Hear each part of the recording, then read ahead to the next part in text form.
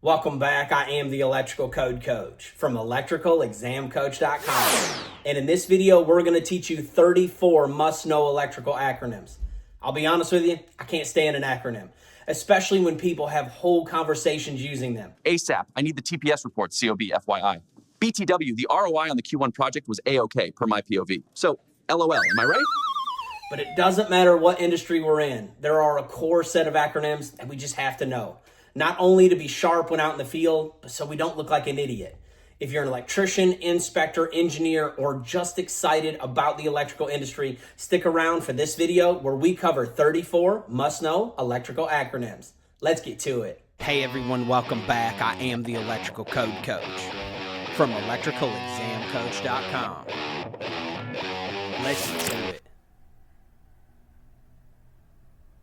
The first one is NEC. National Electrical Code. It's updated about every 3 years, but if you open up the front of your code book, you'll see that in the 50s, it was updated almost every year. And I wonder with the advancements of technology, if they'll start speeding up the adoption, or if one day it'll just become like a liquid document that is updated live online, and that is the newest code. Your state may adopt it every 3 years as it comes out, but your state may also to adopt it later and let them work out the kinks. NEC is the first one. It's National Electrical Code. The next one is NECA. That's National Electrical Contractors Association. You may hear that term thrown around, and I want to make sure that you know what it is when you hear it. The next one is NEMA. That's National Electrical Manufacturers Association. You may have heard of a NEMA rating of like an enclosure. That's where this comes from. NEMA, National Electrical Manufacturers Association. The next one is AC. That's alternating current. That is the current that we bring into our homes and our businesses. However, there are so many things in our modern world that also use DC, which is our next one, direct current. Direct current is different from AC. It's outside of the scope of this video, but if you'll head over to electricalcodecoach.com and check out the free version, you can learn more about some of the topics that we're going to teach on today. The next one is VAC. That's volts alternating current. You may see it stamped on a motor or on the back of your iPhone charger. And when you look at it, it may say something like input voltage 120 or 240 if you're in Europe. And it'll say VAC. That's your volts for input. And then on it, it'll say VDC, which is our next one, which is volts DC. And that's usually your output. It might be 5 volts DC depending on your type of charger. The first one would be the input usually, which is volts AC. And then VDC stands for volts DC. THHN. You may have seen it stamped on a roll of wire or had someone ask you to go grab a roll of THHN or THWN off the truck. And you're like, what are they talking about? Well, what they're talking about usually out in the field is a roll of individual wire because they're getting ready to pull a circuit in or make some joints up or something. But each one of these letters means something specifically. It's letting you know where you can and cannot run the wire and what it's made up of. Not the individual copper or aluminum, but the jacket, the plastic, and the coating that's going around the outside. Let's take a look at it now. The T stands for thermoset plastic insulation. The N stands for nylon coating. The R stands for thermoset insulation. The X stands for cross-link polyethylene thermoset. Then the rest are pretty easy to understand. The W stands for wet location. The U stands for underground. The H stands for a 75 degree C rated conductor. The HH stands for a 90 degree C rated conductor. And the -2 stands for that it's 90 degrees C even when in a wet location. EGC, the equipment grounding conductor. We're going to talk about the wire type equipment grounding conductor today because it's the most common. That's that wire that you see inside of your Romex or you pull along with your circuit in order to connect the normally non-current carrying parts together.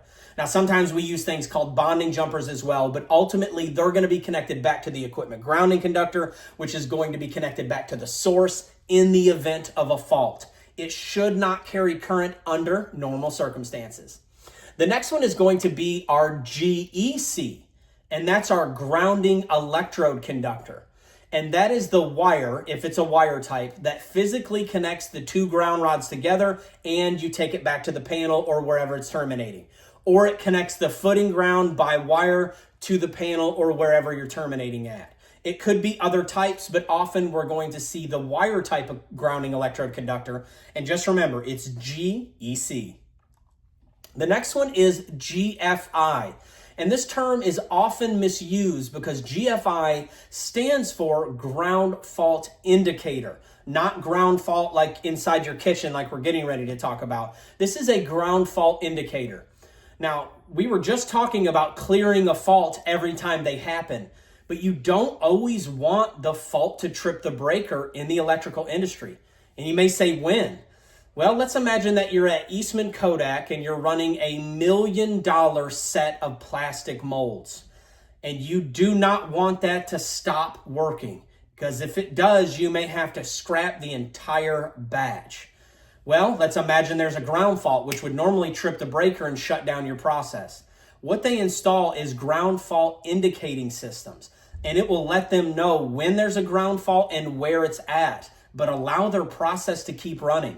So you have to be very careful. They'll go in, they'll troubleshoot, they'll isolate the situation to keep that process from shutting down unless they absolutely have to. So that's when you install ground fault sensing and ground fault indicating equipment, and that would be a GFI. The next one is GFCI, and this term is misused all the time as well.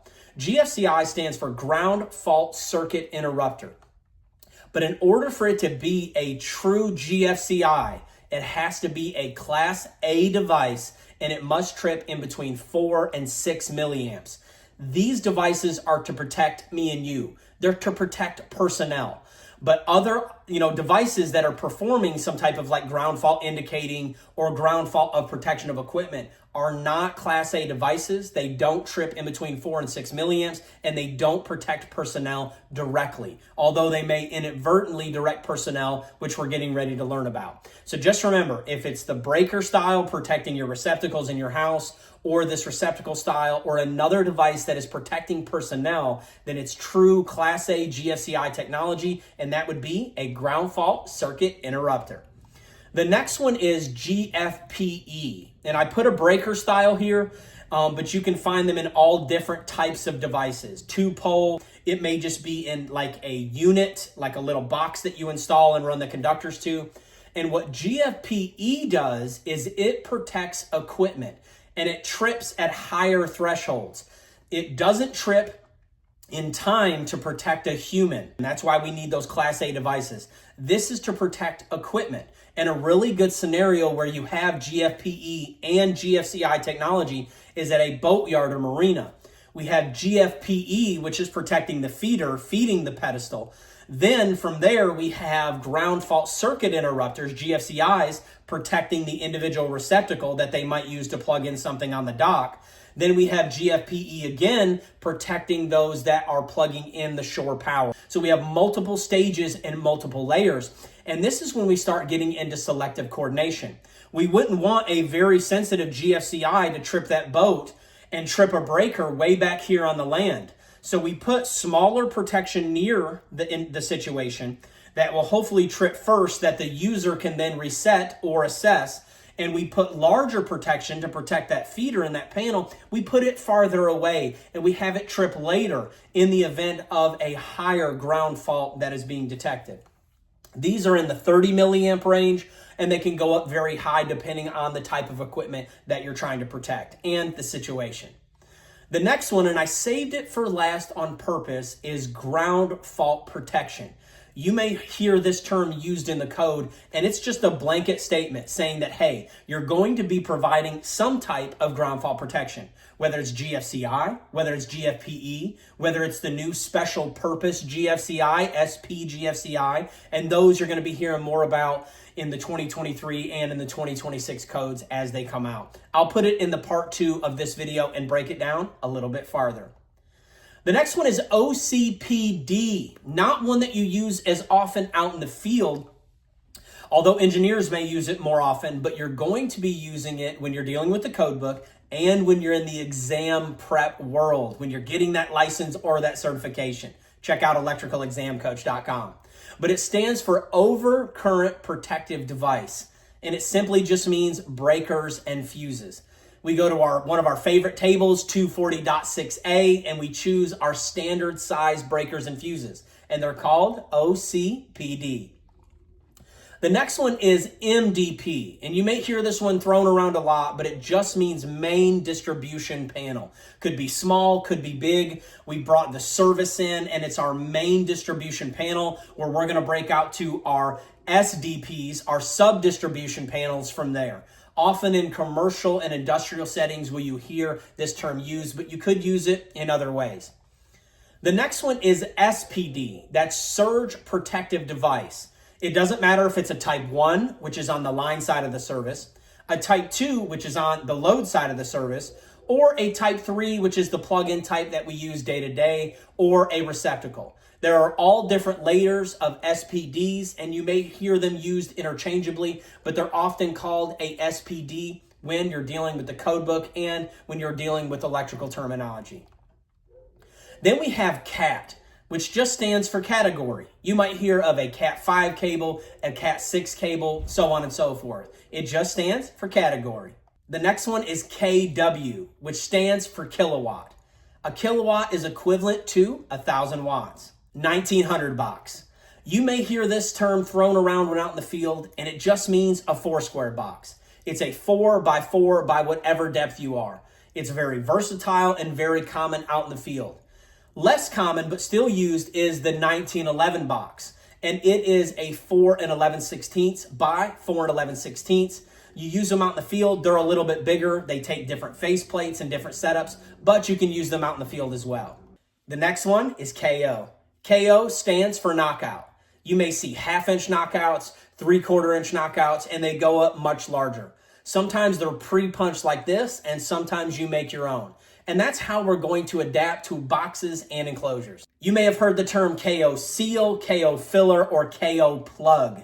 And these are what my dad affectionately calls whoopsie plates. When you've accidentally made a mistake and you need to fill a hole, or you pulled out an old circuit and you're no longer going to use that hole, you're going to put one of these in. These are rated for dry locations, and these are rated for wet locations. Then there's HP, which is horsepower. 1 horsepower is equivalent to approximately 746 watts. You'll see it usually used when you're dealing with motors. And finally, we have variable frequency drive. These are drives that we're going to use on motors to change the frequency and the voltage, so it's not just an all on or all off situation, and we can get much higher efficiency. I am the electrical code coach, and my bargain is that these videos will add value to you, and you will in turn add value to others.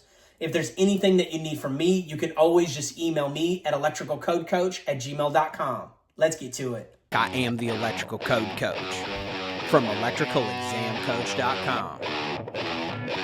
Let's